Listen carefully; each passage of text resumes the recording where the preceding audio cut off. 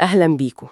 النهاردة هنغوص شوية في نص مهم عنوانه الخصائص العامة للإسلام. أهلا بيكي. النص ده بيقدم رؤية معينة لمبادئ أساسية في الدين الإسلامي، فمهمتنا النهاردة هي إننا نستكشف ونفهم الخصائص دي زي ما النص ده بيعرضها بالظبط. مظبوط. هنتكلم عن مفاهيم زي الربانية والوسطية وكمان الإنسانية. تمام، وهنركز بشكل خاص على إزاي النص ده بيشوف إن الخصائص دي بتشكل نظرة المسلم للحياة، يعني سلوكياته وكده. بالظبط. الفكرة نشوف إزاي النص بيصور، خلينا نقول، تجسيد المبادئ دي في التعليم والممارسات. تمام قوي. طيب نبدأ بأول خاصية النص بيبرزها قوي، وهي الربانية. النص بيقول إن ليها جانبين، ربانية المصدر وربانية الغاية. أيوة. اللي شدني أكتر حتة ربانية الغاية دي. يعني إيه بالظبط؟ إن الغاية القصوى للإنسان هي علاقته بربنا ونيل رضاه، زي ما القرآن بيقول إنك كادح إلى ربك كدحا فملاقيه. وآية وأن إلى ربك المنتهر كمان. بالظبط. إيه الأثر بقى اللي النص شايفه للمبدأ ده؟ شفتي النقطة الجوهرية اللي النص بيطرحها هنا هي إن توحيد الواجهة دي، الغاية دي اللي هي ربنا سبحانه وتعالى، بتحمي الإنسان من التشتت، يعني من الصراع الداخلي. التمزق ده. بالظبط. والنص بيقدم ده كحل للتمزق اللي ممكن يحصل لما الواحد بيجري وراء أهداف دنيوية كتير يمكن متضاربة. وحتى بيستخدم تشبيه الشاعر للصيادين اللي كل واحد بيرمي شبكته في حتة. فهمت التشبيه ده. فالنص بيربط ده مباشرة بالرسالة الأساسية لكل الأنبياء زي ما القرآن بيوضح: لا إله إلا أنا فاعبدوني. يعني هو هدف واحد بيلم شتات النفس وبيوحد المجهود كله. جميل. يعني الفكرة حسب النص إن وضوح الهدف الأسمى ده بيجيب سلام داخلي واستقرار نفسي. طيب، إزاي النص بيوازن بين الهدف ده ومتطلبات الحياة اليومية؟ هل ده اللي بياخدنا بقى للخاصية التانية اللي هي الوسطية؟ تمام جدا. هو بينتقل بشكل منطقي لمفهوم الوسطية كمبدأ حاكم ومنهج للحياة، وبيوضح إن الوسطية هنا مش مجرد يعني حل وسط أو نقطة في النص حسابيا. لا، مش متوسط حسابي يعني. لا خالص، هي حالة من التوازن الدقيق، إن الواحد يتجنب الإفراط والتفريط، يعني لا غلو ولا تقصير. القرآن نفسه وصف الأمة الإسلامية بالأمة وسطاً. وده يمكن اللي بنلمسه كل يوم في الصلاة، في دعاء اهدنا الصراط المستقيم. النص بيشرح أكتر عن الطريق ده وتجنب الطرق التانية. أيوة، النص بيقدم تفسير معين للمسارات دي اللي بندعي ربنا يبعدنا عنها.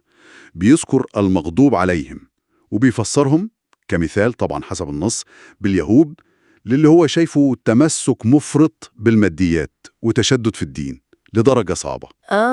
والضالين، وبيفسرهم برضو كمثال حسب النص بالنصارى بسبب اللي شايفه غلو روحي لدرجة تأليه البشر.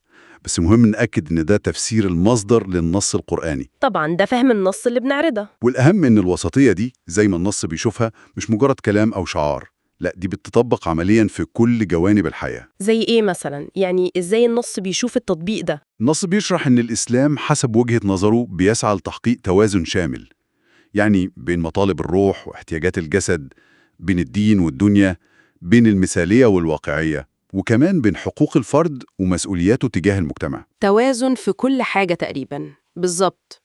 في مقولة مشهورة منسوبة لعبد الله بن عمرو بتلخص ده: اعمل لدنياك كأنك تعيش أبدا، واعمل لآخرتك كأنك تموت غدا. مقولة قوية فعلا. والتوازن ده بيمتد كمان للتشريعات اللي النص بيصورها كأنها ميزان دقيق بين حماية الحقوق الفردية الأساسية زي حق الحياة والتملك والحرية، وبين تحقيق المصلحة العامة والمسؤوليات الاجتماعية. ده بيودينا بشكل طبيعي للكلام عن الإنسان نفسه بقى ومكانته. الخاصية الثالثة اللي المصدر بيركز عليها هي الإنسانية.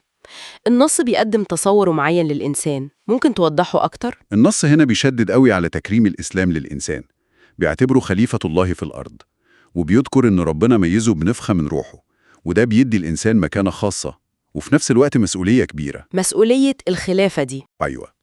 وكمان بيشير لأول آيات نزلت خالص اللي هي اقرأ باسم ربك الذي خلق، كدليل على أهمية العلم والمعرفة في رفع مكانة الإنسان وتحقيق دوره ده. طيب، والمكانة دي بتترجم لإيه عملياً حسب النص؟ يعني حقوق وكده، في أمثلة؟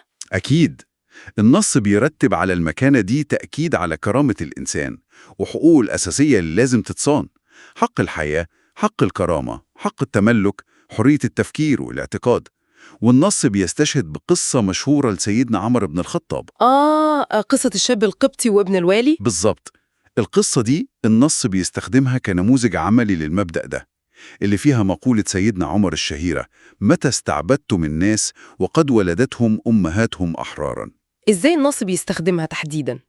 النص بيقدمها كمثال حي على تطبيق مبدأ المساواة والعدل اللي نابع من تكريم الإنسان ده، بغض النظر بقى عن دينه أو مكانته الاجتماعية أو حتى أبوه مين. تمام. يعني عشان يوضح إن المبادئ دي في الرؤية اللي بيطرحها مش مجرد كلام نظري، لا، دي ليها تطبيق واقعي في الدولة والمجتمع. تمام قوي. كده يبقى احنا استعرضنا أهم النقاط اللي بيقدمها المصدر عن خصائص الإسلام: ربانية الغاية كهدف موحد ومصدر الاستقرار الداخلي، والوسطية كمنهج حياة متوازن وشامل، والإنسانية كتأكيد على كرامة الإنسان وحقوقه الأساسية. بالظبط. والخلاصة اللي النص بيوصلها إن الخصائص دي كلها متكاملة مع بعضها، وهدفها بناء شخصية وحياة متوازنة، حياة ليها معنى وهدف روحي واضح، وفي نفس الوقت بتتعامل بواقعية وفاعلية مع الحياة ومتطلباتها واحتياجات الإنسان. ممتاز. ونحب نختم بنقطة يمكن نتأمل فيها شوية. المصدر اللي استعرضناه النهاردة بيحط وزن كبير قوي على فكرة التوازن والوسطية كطريقة لتجنب التطرف والغلو. نقطة مهمة فعلا. فيا ترى لو فكرنا في المفهوم ده بالذات، الوسطية كتجنب للإفراط والتفريط، إزاي ممكن الفهم ده زي ما النص بيقدمه لنا يساعدنا في التعامل مع الاستقطابات والتعقيدات اللي بنقابلها في حواراتنا اليومية، أو حتى على مستوى أكبر في مجتمعاتنا وفي العالم؟ سؤال نسيبه للتفكير.